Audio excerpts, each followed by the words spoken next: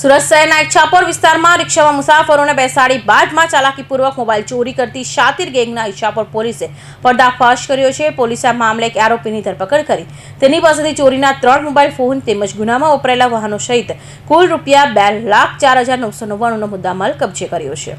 પ્રાપ્ત માહિતી મુજબ તારીખ 7 મે 2026ના રોજ ઈચ્છાપોર પોલીસ મથકે મોબાઈલ ચોરીની 2 અલગ અલગ ફરિયાદો નોંધાઈ હતી। પ્રથમ બનાવમાં ગોલુ વેલજી ડામોર અને તેમના શાળા અમિત જૂના કવાસ ગામ જવા માટે ઈચ્છાપોર બસ સ્ટેન્ડ નજીક રિક્ષાની રાહ જોઈ રહ્યા હતા। તે દરમિયાન એક રિક્ષા ચાલકે તેમને બેસાડ્યા હતા।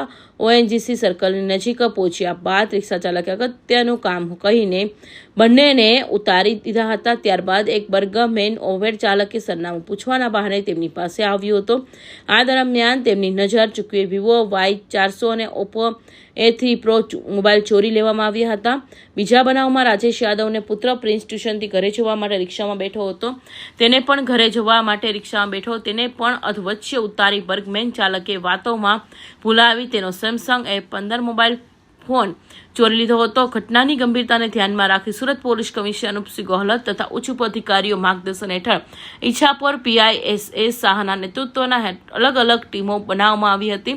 પોલીસે સીસીટીવી ફૂટેજ તેમજ બાતમીદારોની મદદથી આરોપીને ઓળખ કરી કાર્યવાહી હાથ ધરી હતી। પોલીસે બાતમીના આધારે સાહિલ સમીર ખાનને ઝડપી પાડ્યો। તેની પાસેથી ચોરીમાં ગયેલા 3 મોબાઈલ ફોન ઉપરાંત ગુનામાં વપરાયેલી ઓટો રિક્ષા અને બર્ગમેન મોપેડ પર જપ્ત કરવામાં આવી છે।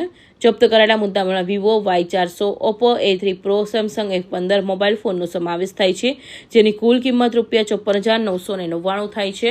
ઉપરાંત GJ5UD 5769 નંબરની બર્ગમેન મોપેડ અને GJ05CV 0412 નંબરની ઓટો રિક્ષા પણ કબજે લેવામાં આવી છે। ઈચ્છાપોર પોલીસે આરોપી વિરુદ્ધ ગુનો નોંધી વધુ તપાસ હાથ ધરી છે। Bureau report, Hind TV news, Surat.